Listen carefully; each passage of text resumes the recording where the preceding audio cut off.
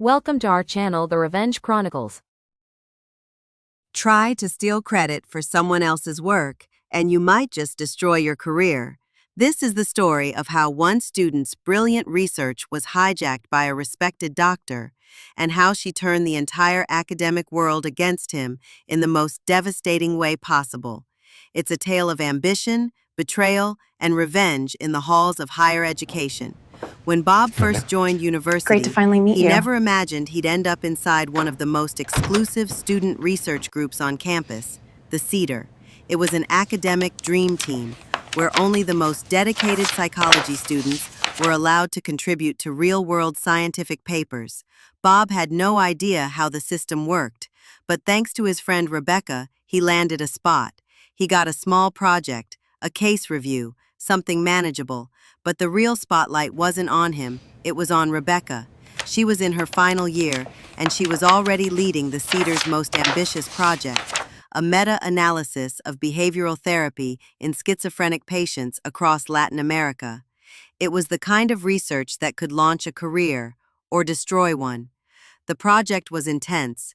Rebecca had already spent a year and a half compiling sources, reviewing studies, running comparisons. She had built the framework from scratch, but then came the politics. Before any student research could be published, it had to pass through the university's gatekeeper, the publications office. And because the paper involved a psychiatric disorder, the office demanded that it be reviewed and co-authored by someone from the psychiatry department. That's when Dr. Trash entered the picture. Head of psychiatry, influential, rigid, and notoriously disrespectful toward psychology students. He agreed to lend his department's support, but only if one of his residents was added to the author list. No negotiation. Rebecca and her team had no choice. They agreed. Enter Julian. Julian was supposed to be the psychiatry department's contribution to the paper. Instead, he was dead weight. He skipped meetings, missed deadlines. When he did turn in work, it had to be rewritten from scratch. At one point, Rebecca even questioned whether he knew what the paper was about. His comments were so far off base, it was like he hadn't read a word. But still, because of his title, he was untouchable. Bob watched as Rebecca carried the team on her back, week after week. She never complained, she just kept working, but the tension was building. After countless hours, the research was finally ready. The writing was done, the stats analyzed, the structure locked in. All that was left was the sign-off from Dr. Trash, and that was when everything fell apart. He refused to approve the paper unless he, Julian, and the Cedar's faculty director were listed as the main authors.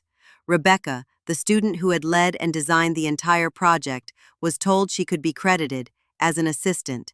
Bob couldn't believe it. Rebecca was furious, but calm. She pointed out the truth. Julian had barely done anything. Dr. Trash laughed in her face. "There's no way a student like you wrote this," he said. "Julian has the training. You're just a life coach with a library card." And Julian? He stayed quiet, smiling, letting her burn. Rebecca went to the Cedar's director, hoping for support, but she got a shrug. "The important thing is that it gets published," he said, "not who gets credit." Bob could see it clearly now. This wasn't a mistake, it was theft.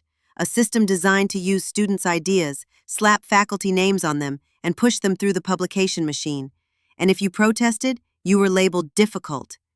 Rebecca could walk away, let the paper go, let them win. But instead, she made a decision, one she knew would cost her everything. Rebecca called her team together. She told them what she was going to do. They could walk away, no hard feelings, but none of them left. Together, they quietly altered the statistical analysis at the heart of the paper. The conclusion remained the same, but the numbers, subtly, strategically flawed. Anyone with real expertise would see the inconsistencies, but someone who only skimmed the results, like Dr. Trash, wouldn't catch a thing. The paper was submitted. Then, they waited. It took a month. Then, the email came. The publications office had flagged the paper. Statistical anomalies, potential fraud. Everyone involved, students, directors, even Dr. Trash, were summoned for questioning. If proven guilty, students could be expelled. For faculty, it could mean permanent blacklisting. And suddenly, Dr. Trash found himself in the line of fire. He tried to blame the students, but that would mean admitting they had written the paper, admitting they were more than assistants, admitting he stole it.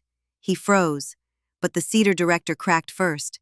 He confessed everything to save his own career. With his confession, the students revealed their sabotage, intentional, strategic, and perfectly legal. They presented the original, unaltered data and emails detailing the changes. And just like that, the truth exploded into the open. The consequences were swift. Dr. Trash was fired, his name blacklisted from the university's publication network. Soon, journals across the region rejected his submissions. His academic career, done. The Cedar director resigned. The Cedar group was disbanded. Bob's own research, canceled in the crossfire. Julian, put on probation, stripped of authorship. Rebecca and the others, they were banned from future research groups, not expelled, but marked. Rebecca never tried to publish again. She graduated, took a job at a clinic. Quiet, peaceful. She said she was tired of politics, tired of people who steal, lie, and get away with it until someone stops them. Bob still remembers her words that night after the hearing. If they take your work, your voice, then take away the one thing they value most, their reputation. To this day, students still whisper her name, not for the research she did, but for the fire she lit, and the empire she brought down with it.